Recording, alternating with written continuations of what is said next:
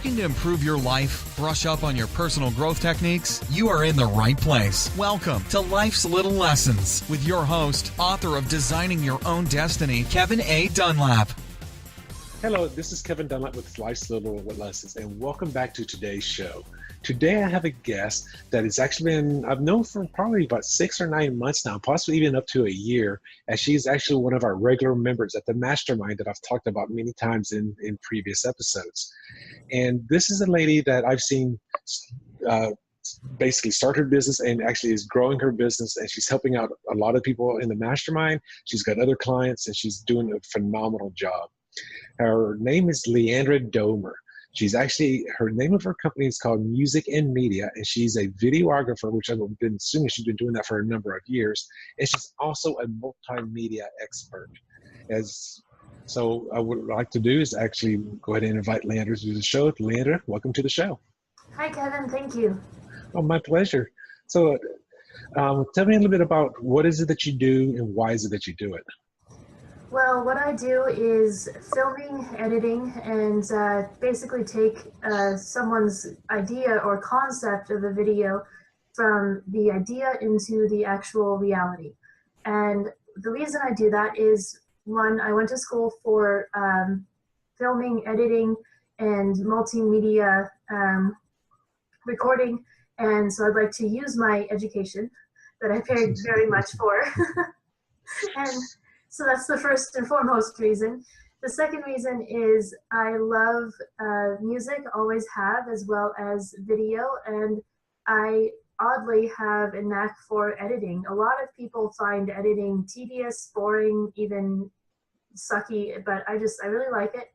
And so I put all that together in one company. Oh, fantastic. And actually, I would agree with you because I'm going to be just like everybody else. I do a lot of editing myself for this show, and I do find it could be kind of tedious and boring or whatever. So I've talked about I've had a couple of people edit other episodes, and I'll have another guy probably do that again. And maybe you and I should talk offline about possibly editing these shows as well. But yes, I would agree with you. It can become a very tedious job. So how did you get into it? I mean, why did you go to school for it? Well, I went to school because I didn't know much what I wanted to do. You know, everyone thinks, you know, you go to school, you go to college, and it should be for something that should make money. So okay. Doctor, lawyer, you know, I didn't want to do any of those kind of things. And the thing that's always come up in my life that seems to make me the happiest is music and or movies. And so they always say that if you're going to be happy doing something, then why not beat something you enjoy? Okay, that's fantastic. So when you were first going to school and doing this, were you thinking about like shooting feature films, shooting documentaries, or were you more thinking of what you're doing now, which is, I'm assuming you're doing like promotional videos and you're doing things like that to help people brand their business? Right, and that's exactly what I'm doing now, is doing business promotional videos, branding, and helping people to get the word about their business out there.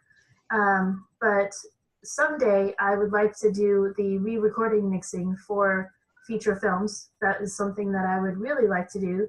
And so someday the dream is out there, but as far as I am right now, this was pretty much my first dream.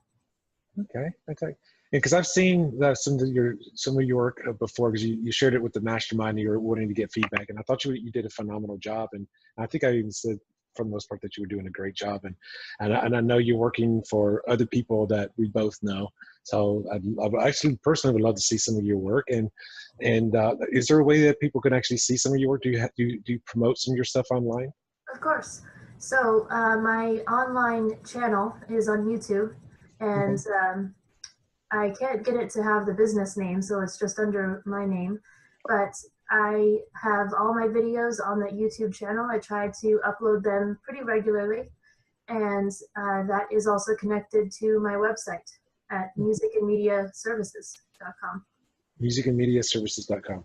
So that's, and the word "and" is spelled out, correct? Yeah, yes, correct. Okay, and we will retouch on that, because normally we go over what you do at the very end, how to contact you, but we'll definitely go ahead and share this now. and stay with the show. And then at the end of the show, I will again re-promote this and your YouTube channel. So how did you get into this? I mean, obviously, this is not a cheap business to get started with. I mean, you're going to need like a lot of equipment, like for not only the editing, but the filming and the lighting and the audio recording. Was that, how did you get started with that? So yeah, there is equipment that's needed, and a lot of people think that you need a ton of equipment, and in the end, yes, you do. But I got started with just the bare minimum with a business loan, and got the bare minimum of camera, lights, microphone, all of that kind of thing. And then my plan is just to build equipment and services as I go, and that's been working out pretty well so far. So yes, it is some investment, and there is some business loan to pay off. Okay. And one of the things, but you're doing it, you did it smart. You went and got a loan. You're investing little to none of your money, with the exception of the interest that you're paying. And you were able to get a bare bones minimum to get started with, and you went ahead and just got started and actually started doing the work. Right. Yeah.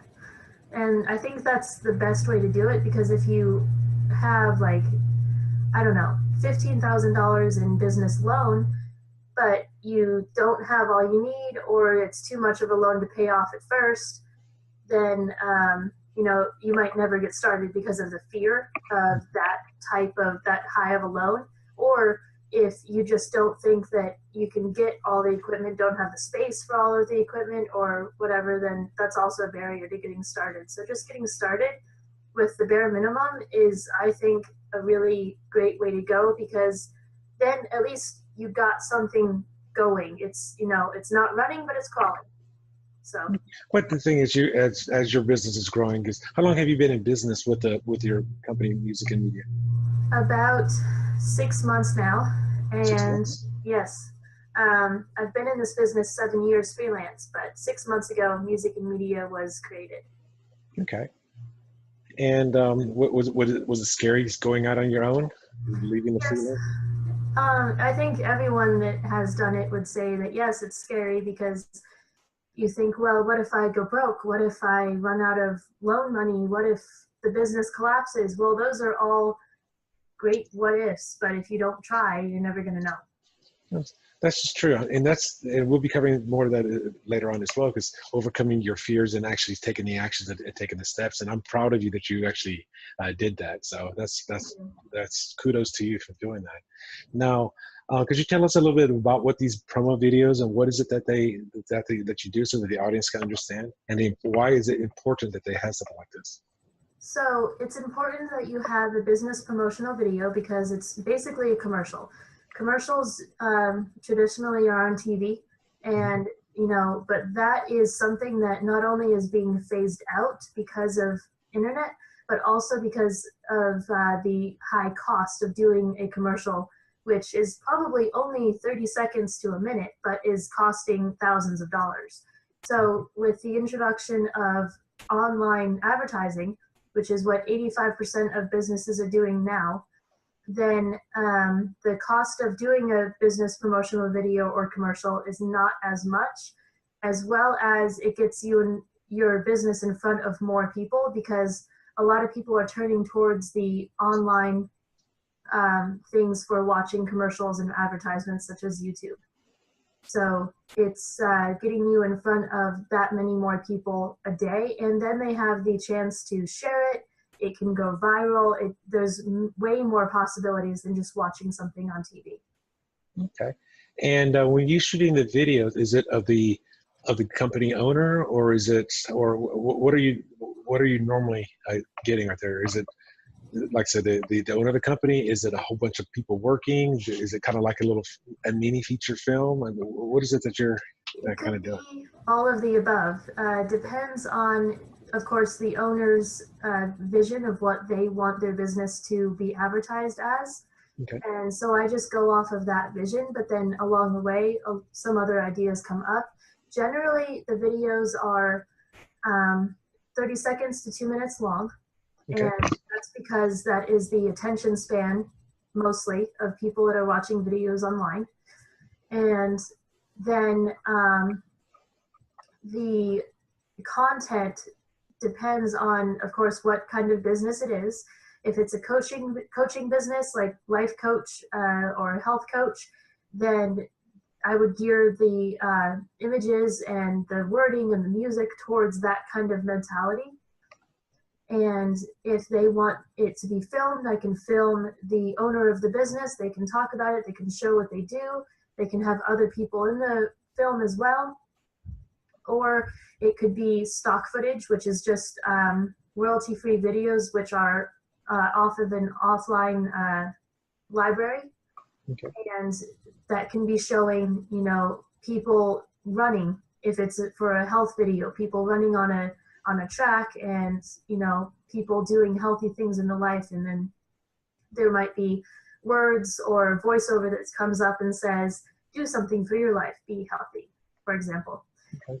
And then it could have all a combination of voiceover, or if the person is shy in front of the camera, then it could be just other people in the video. It really just depends on what their vision is and what they're comfortable with doing. Okay. And so are your videos more like storytelling kind of a thing, or is it? It's like, it's best said as an advertisement or as a short window into someone's business, a demonstration of what the business can do for its target audience. Okay. Okay. And so you've been doing this on your own for 6 months. Do you normally work with individuals, small companies, or? Both. Both. Okay. I've worked with individual people who are starting up their own sole proprietorship business. And I've also worked with companies that have other past commercials and they're just looking to do something a little bit different. Okay. So both are definitely a possibility. Bigger companies, larger, smaller, whatever it may be. Okay. Well, and so because you mentioned earlier about, are you writing like the words that are being said? Do you script it out? Kind of, you get an idea what they want and you script it? Yeah, okay. So I usually have a meeting, which I call a concept meeting, before we get started on the video. And we write down all of the ideas, the way that it should look, the words that should be said, the tone that the video should have, the point that we're going towards. Are we selling this product? Are we getting people in the door? Are we getting them to call this person? We write down all of these things and we come up with a point to the video to go towards, so that when you get to the end of it, it's clearly, oh, okay, I'm supposed to call this person right now. Mm-hmm. So with the call to action at the very end. Okay. Yeah. And I think you mentioned something about the music as well. Is this like royalty-free music? Is it music the client would buy, so they can add it in there, or do you work with people that compose? I usually do royalty-free music, which I have libraries of, and is free to use as long as the credit is given to the composer. And that is music that I've maybe used in other videos, maybe have not, but there is available also original tracks, which are composed by people that I know personally and would be paid for their services in doing that. Okay, because the only reason I ask is I have a little bit of a film background. I don't know if you knew that or not.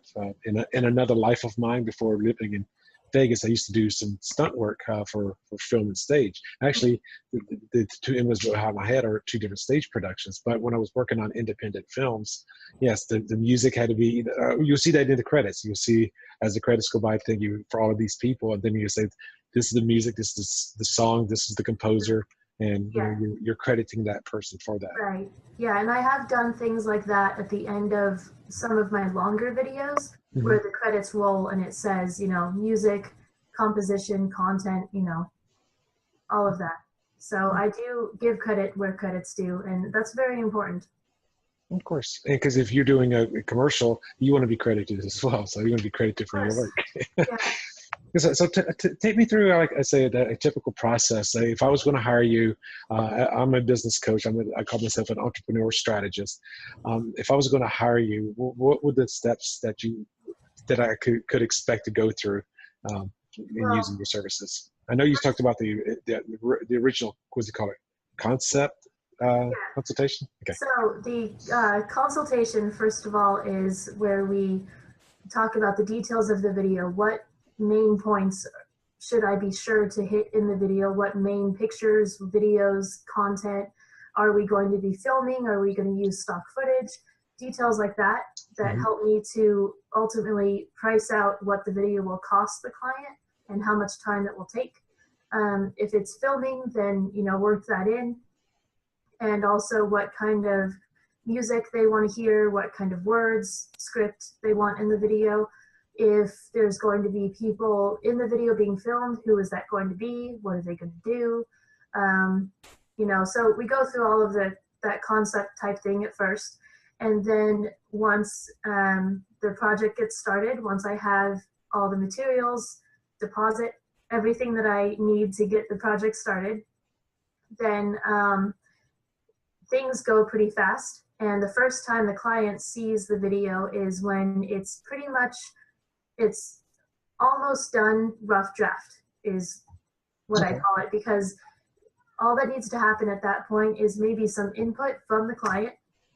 And as far as maybe change this word, I like this picture, maybe put this one a little bit faster. And, if there's typos, get that fixed up. And then I do like a lot of communication throughout the process, just to make sure that I'm staying on point with what the client's vision is. Okay. And then, I go back, change the suggestions that were made, and I value the client's suggestions as far as their vision, like if this is what they thought it would look like, if it's not, if there's something that needs to be added, then we do those things. And then I deliver it to them either on a Google Drive, which is just an easier way of emailing without having to deal with large file sizes. And also, if needed, a flash drive. And so that would be the final draft. And at that point, then they are free to put it on their website, social media, wherever they want to post it. And I do a little bit of free advertising as well, because I want the video to be seen, obviously. So I do some posting of my own, and then video is pretty much done. Okay.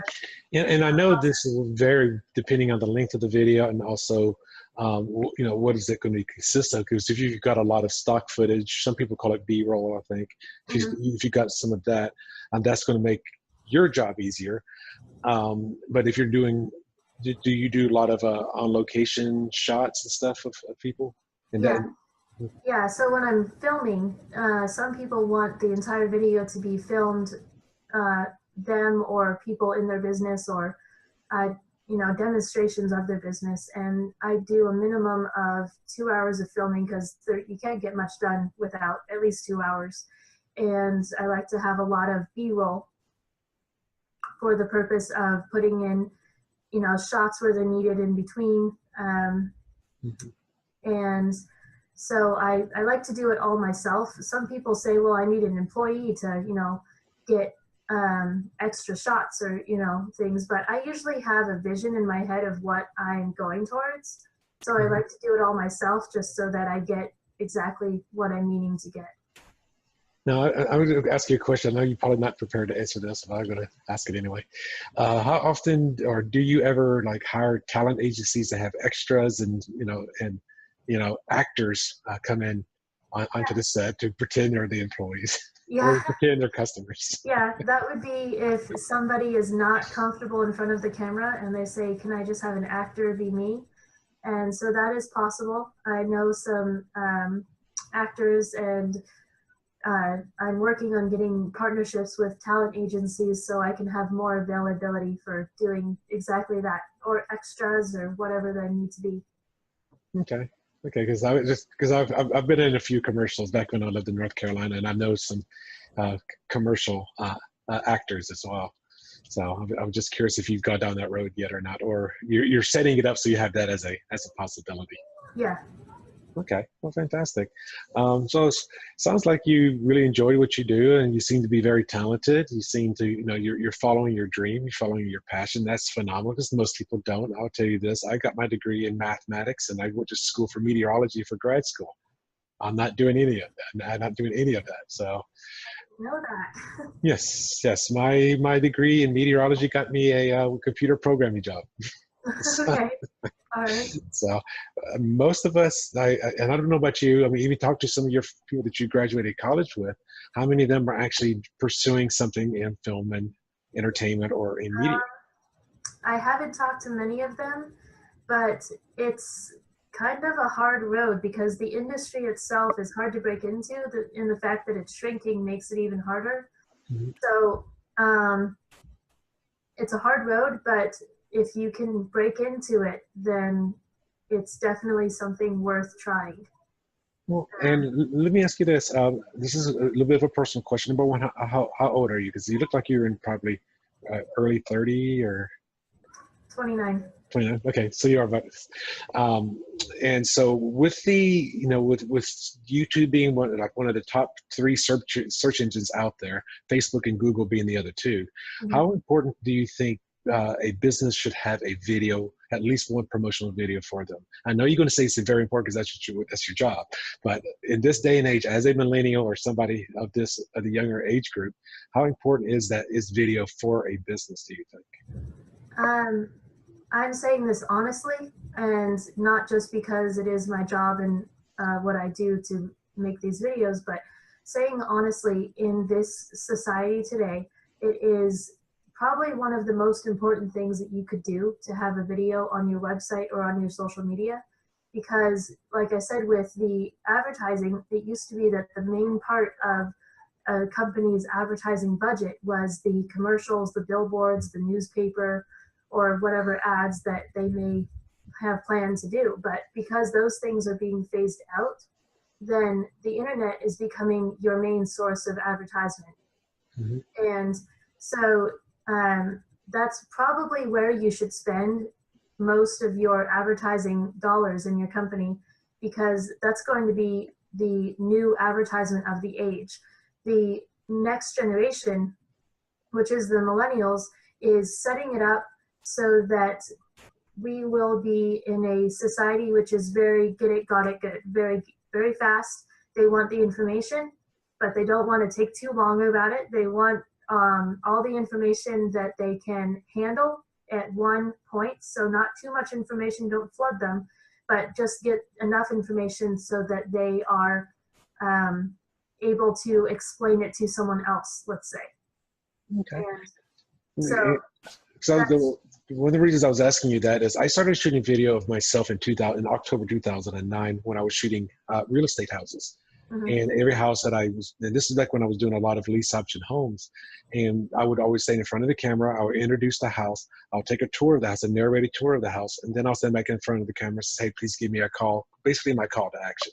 mhm, And I know for me, that's 8 years now that I've been doing that. And that has been extremely beneficial in business because in this day and age, especially if you're a solo entrepreneur, your face is part of your brand. I mean, you right, may have a logo, you may have a color, you may have a company motto, but your face is where people are going to trust you.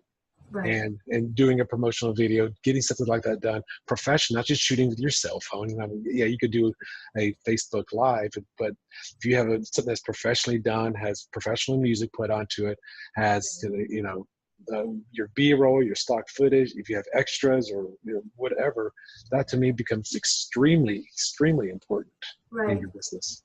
People still want to see a professional video, even though it's not on TV anymore. They still want to see a professional advertisement because we're all used to that. So there is something to be said for the Facebook Live, but the same thing can be said about the just the professional advertisement, because it is true that your face is your brand. When people think of your company, you want them to think of you. So, of course, if your face is there talking about it, then they are going to think of you when they think realty or life coaching or whatever it is that you want to put out there. And so I have a video on my YouTube channel where I talk about that people don't want a robot talking about your company. They want you talking about your company so that they can trust you, they know you, they feel like that they have a confidant in this industry, and that's what they want. So it's very important that you are advertising your business and branding you. Yeah, and the thing is, because you're giving them that commercial, that 30-second to 2-minute commercial, and they're putting in whatever advertisements that they want. They can put links in their emails, however they're doing it. And I was going to challenge anybody right now that's listening or watching the show. If you have cable TV or satellite TV and you watch TV, watch the commercials. Mm-hmm. I mean, Yeah. look at in your area, wherever you are. We are, Leandra and I are both in Las Vegas. However, in any area, look at your most successful attorneys. How many commercials are they running? Mm-hmm. And Yeah, it's very true that people identify with people that are real. And so if you're saying, hey, I'm in Las Vegas, I own my business, and come talk to me, then they feel like they can come and talk to you. So a lot of the lawyers in town, they say just that, and it makes them more personable, which makes people comfortable. Absolutely. And just because the only reason I say lawyers is because they're the ones that have the more prevalent, especially during daytime, like Mm-hmm. your morning shows or things like that. You'll see a lot of attorney commercials at that time. And I actually have a friend of mine that's an attorney. He's known as the heavy hitter here in Las Vegas. And he's on a motorcycle. He's playing baseball. I mean, they're all different stories that he's telling. Right. So, and Yeah. those are all promotional videos. Yeah, and I would challenge people too to watch the commercials when you're watching TV, or go online and watch some advertisement and just see what you notice. See what words that you notice that they're using a lot, or if they are using a kind of advertisement tactic to get your attention. Is it funny? Is it a fear tactic? Are they putting in your face your fear? Don't get in an accident. Call us. What kind of thing are they catching your attention with? And does it catch your attention? Because that's the whole point of it after all. So I would challenge people to watch them commercials and watch them, objectively. I actually had a short-time mentor of mine many years ago. This was back in the 99. And he would turn on a TV show and ignore the show and only watch the commercials because he was just, he'd be TiVoing through the shows and so he could get to the commercials, Yeah. which is backwards to most people.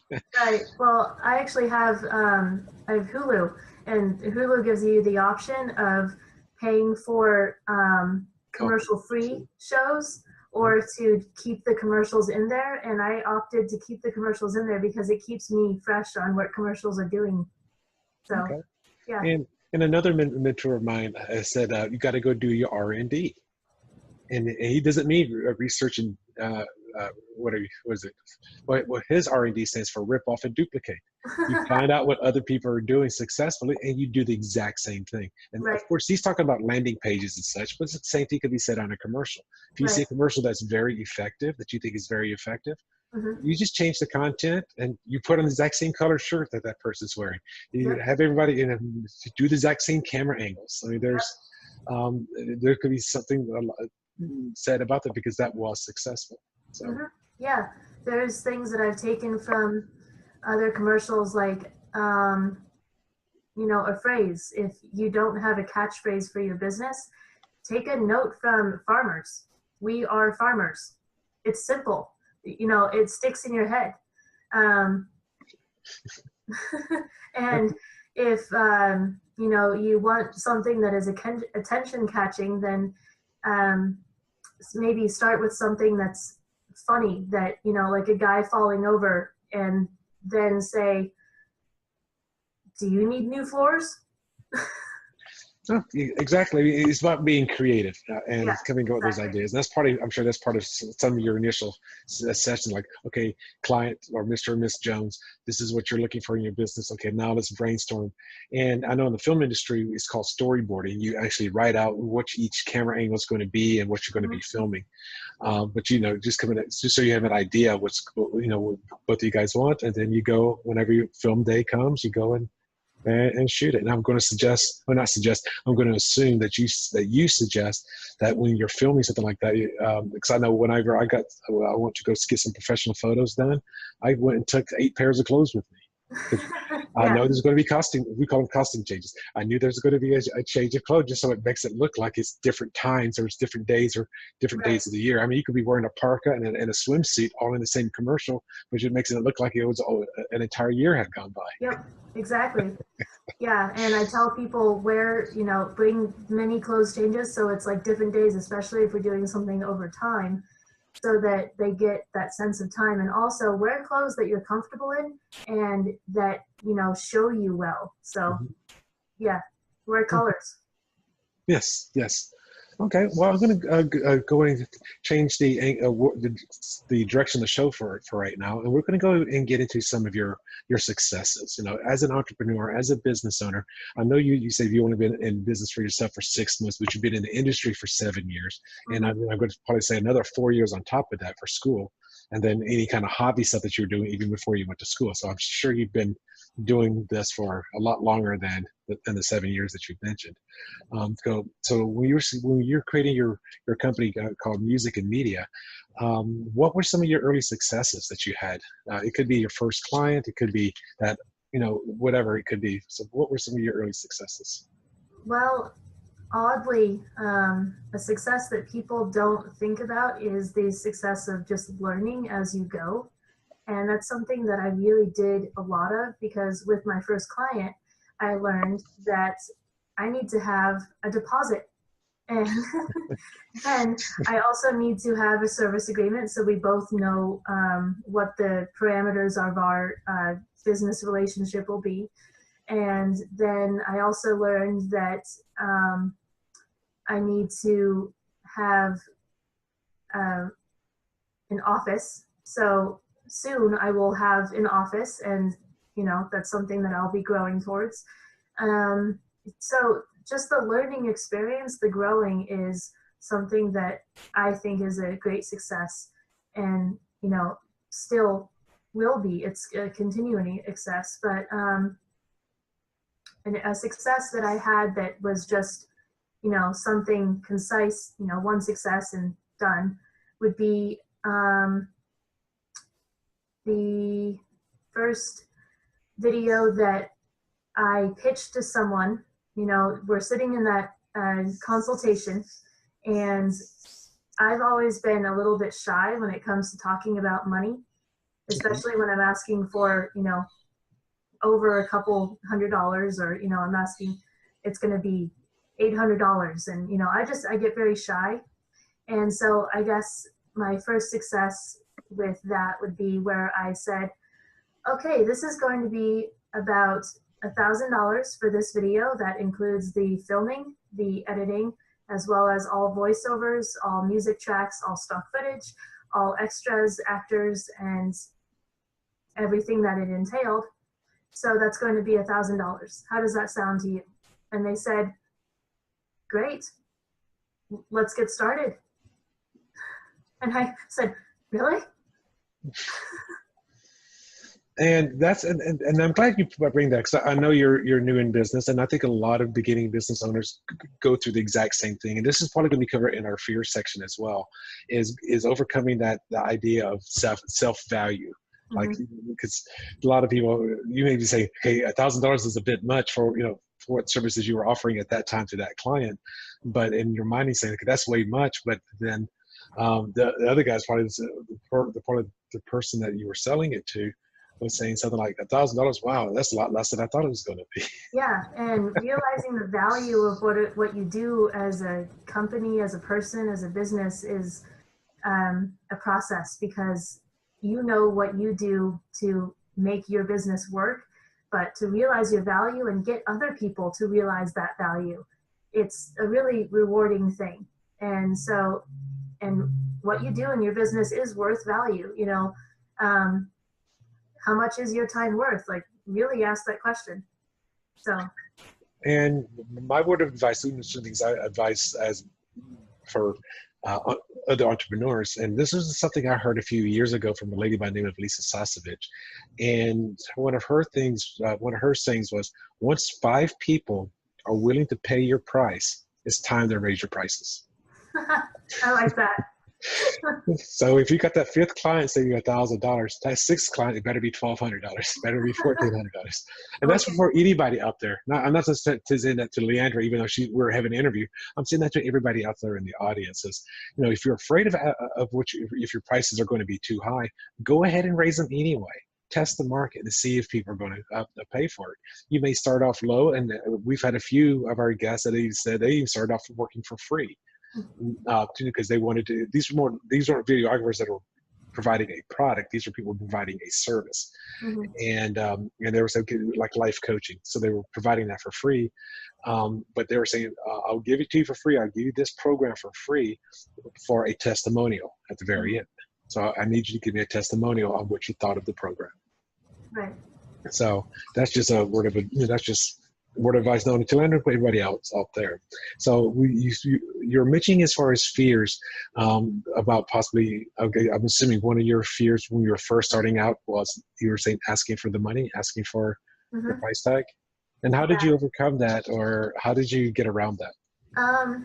I remember somewhere back in some of my sales training, probably when I was, I don't know, probably 18 years old, somebody said, if you're going to sell it, then sell it. Don't get to the point of asking for money and then chicken out. Say how much it is and wait. Then just shut up. Just don't say anything else. Don't explain yourself. Don't, promote the product anymore. Just shut up and wait for them to consider.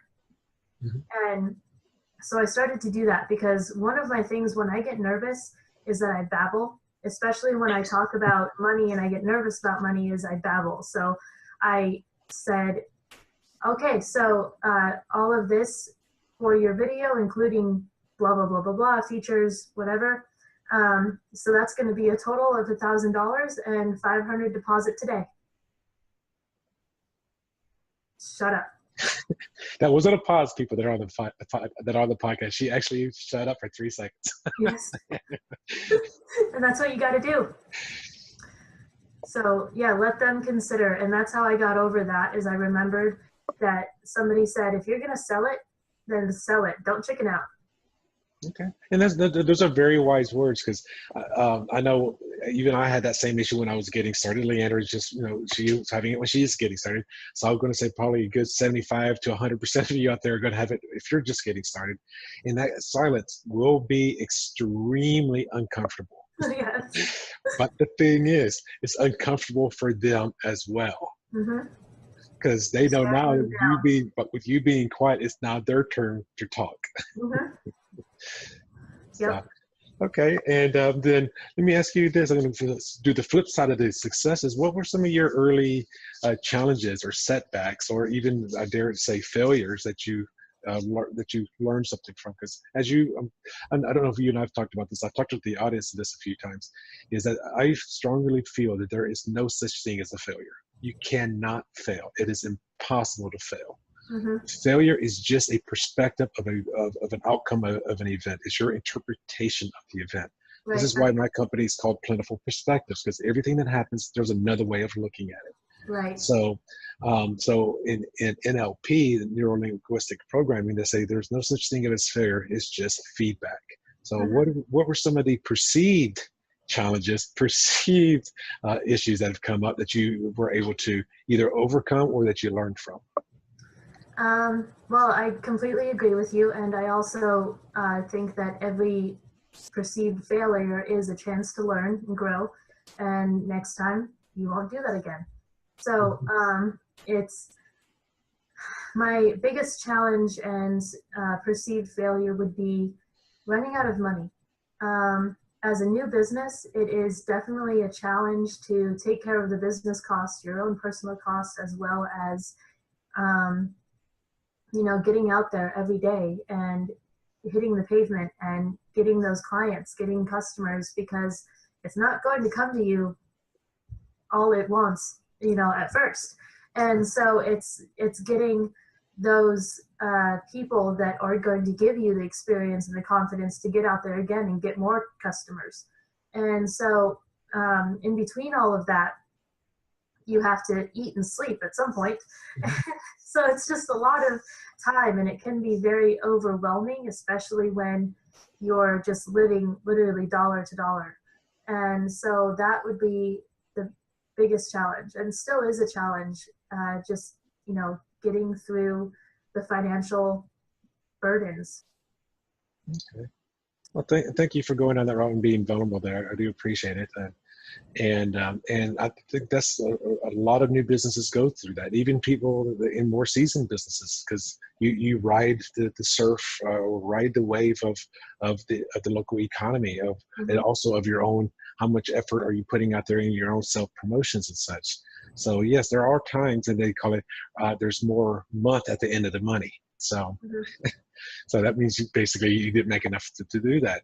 However, another thing to consider is that if that's happening a lot with you, you know, for you guys in the audience there, it may be time to change your pricings a little bit.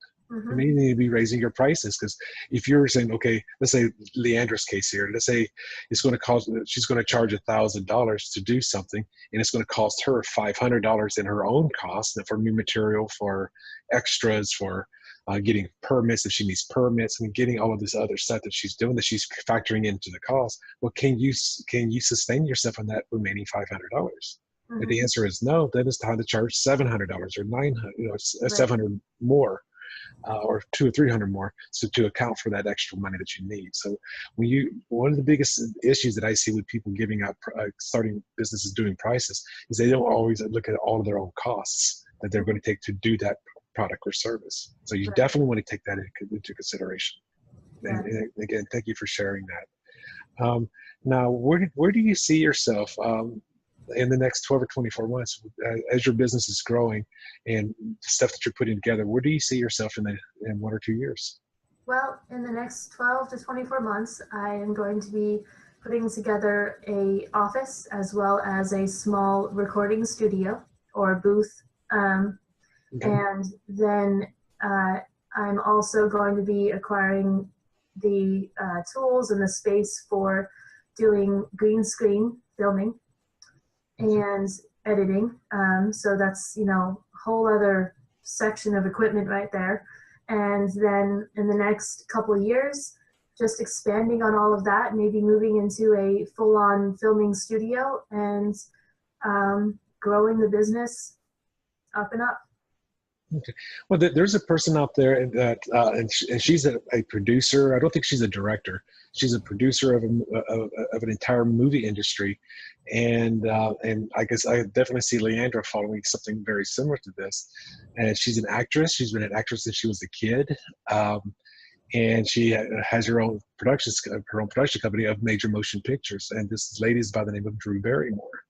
Now, you may not think of her as like, oh my gosh, she's this big. Well, I mean, she had, I don't remember which movies, but she's done quite a few different productions herself. I think even some of the stuff that she's even started. So I could definitely see you doing something like that. It's just, just getting started, just getting it started and getting it going, doing one step at a time, and saying, okay, because for those of you that are starting out, you don't necessarily need a professional paid office to have, unless you're going to be meeting there for clients. I could see that. A lot of businesses, including my own, I work out of my home. I've got an office in one of the rooms in the house, and I use that as my office. But I don't need to meet clients literally, because I usually meet clients online or on the telephone. But I could definitely see where having a better or bigger production studio, so you can do better sound recordings, have the green screen. And for those who don't know what green screen is, that's you standing in front of a green screen, and then later on you putting in the background. That's basically what that is. So let's go ahead and ask you. I want to ask you this: what are some lessons that you've learned as a business owner that you would like to impart to another budding or starting entrepreneur? Lessons. you won't be perfect at first. You will go through trial and error. There's a learning curve to everything. And even if you've gone to business classes, and you know, every business has its own progression, has its own learning curve. And so things won't be perfect at first, but that's the way it's supposed to be. And also, don't give up, because yeah, perceived failures, you feel bad at the time, but how can you turn it around? And that's what's important. Kind of like, what is the silver lining in that lesson, in the lesson that you can learn from that? Yeah, what can you learn from every perceived failure and, you know, improve on the next time? And so even if a business goes down, even if you can't keep it going at all and you have to completely switch gears, even get a regular job again, that's not a failure. It's more of a interlude. Okay. It's a temporary stoppage of moving forward. And I've seen that a lot too, back in 2008 and those timeframes when the housing market was taking a plunge. There were people that were very successful that went back to waiting tables. And that's what they did at the time to get until they can get the resources again to get either another business going or to expand upon their current business. Yeah, business is a lot like life. I mean, that sounds really corny, but it is, because you have a vision for your life and you have ideas, and I'm going to do this, and I'm going to have kids by the time I'm 30, and I'm going to have a successful career by the time I'm 35, and I'm going to own a house by the time I'm 40. And that may not happen exactly as you want it to happen, like as you saw it in your head, but it doesn't mean it's not going to happen. Just because it doesn't have the picture perfect thing that you thought it would, doesn't mean it's not still a possibility. Okay. So. And I do like what you said just a little bit ago about just getting started as well. I mean, how many times have you talked to other people that are waiting for the perfect moment to in your case, let's say you go out there and you applied for that business, like, oh my gosh, I got it. Okay, then you go out and start buying the equipment.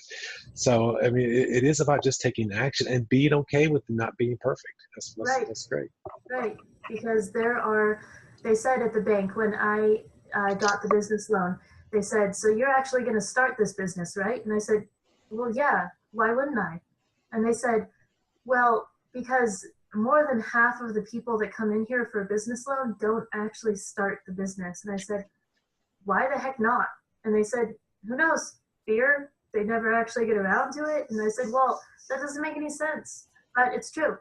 More than half of the people that go to start a business, they don't actually do it for whatever reason. And it's mostly because of fears. So, and even though they had the money to do it, even they had the loan to do it, which I'm assuming they're going to default on. So, yeah. So, and let me ask you about that, because I've never interviewed yet anybody that has admitted or that's gone out and got a business loan. How much research did you put into the loan as for the dollar amount? And I'm asking you the dollar amount. Well, how much research did you put into, like, I want to get this camera or this piece of equipment? A lot of research. I researched for about like hardcore research about a month, maybe 2 months. And then overall, just like gathering information for the past, I would say 2 years, I've been just gathering information about how to run the business, what I would need, things like that, just from other people that are already in the industry, from other jobs that I've had, and just kind of getting the whole picture of what it's going to entail.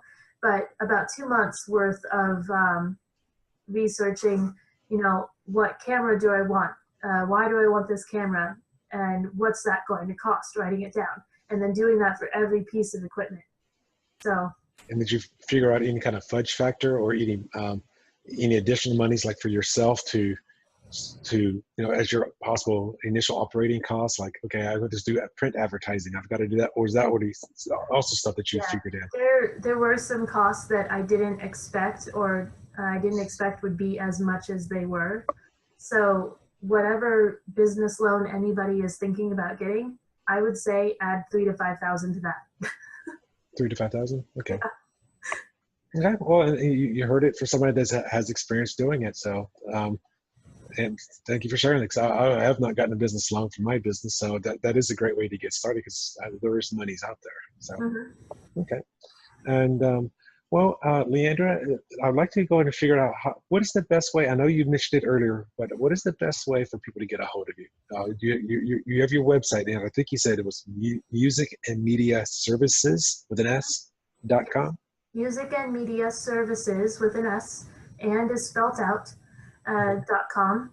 And that website has information on videos I've done, the process which I take to do a video, as well as contact information. Email is also a good way. That is also on the website. And if you use any of these ways of getting in touch with me, it'll be me you're talking to. I prefer to run my business solo, so it's more personal that way. And there's a lot of solo entrepreneurs out there, and if you need assistance, you can always subcontract that out to somebody else. So that's obviously a preference that that's a lot of people do. And a lot of coaches are solo businesses. So. That's awesome. Thank you. So it's musicandmediaservices.com. And you said and your YouTube videos are on there as well. So, yeah. Okay. So if you want to see examples of her work, and I think she said she's also showed you some of her behind the scenes, how things are done, kind of stuff is on there too. So this is how I interpreted what you just said. Was that correct? The website has just the process that I go through to make each video. So. Okay. Not necessarily behind the scenes, but just insight into what will happen once you join media. Okay, so I can be informed as to what to expect while working with you. Okay, so that way, me as the client, me as the customer, can be prepared and say, okay, I need to make sure I have this. I need to make sure I have an idea what my content is, and maybe locations or things like that. Yep. Okay, well, fantastic. Well, Leandra, I do say thank you for being on the show today. It's been a great pleasure having you here. Are there any last words that you have before we depart? No. If I try, I'm probably just going to say something cheesy. So. Okay. If she tries, it's just going to say something cheesy. That's probably kind of cheesy in itself. Well, Leandra, I do want to say thank you for being on the show. It was a great pleasure having you here. And I look forward to watching some of your videos online. And I'll definitely going to be seeing you at the Mastermind, because we still go to the same one here in Las Vegas. So if you happen to be in Las Vegas, contact me, contact Leandra if you want to know more about the Mastermind, and we'll be more than happy to share that information with you. If you don't live in Las Vegas, form a mastermind or find somebody else that does do one and get started, because they're a great way to, because you've got some business through there. I've got business through there. So it's a great way to build your business as well as potentially even have clients come to you. So phenomenal idea. Well, Leandra, thank you again, and I do appreciate it. Thank you very much. Well, thank you, Kevin, and have a great day, everyone. Okay, bye, everybody. Thanks so much for listening to this episode of Life's Little Lessons with your host, author of Designing Your Own Destiny, Kevin A. Dunlap. For more great content and to stay up to date, visit kevinadunlap.com, facebook.com/kevinadunlap.author, and on Twitter @KevinADunlap. We'll catch you on the next episode of Life's Little Lessons.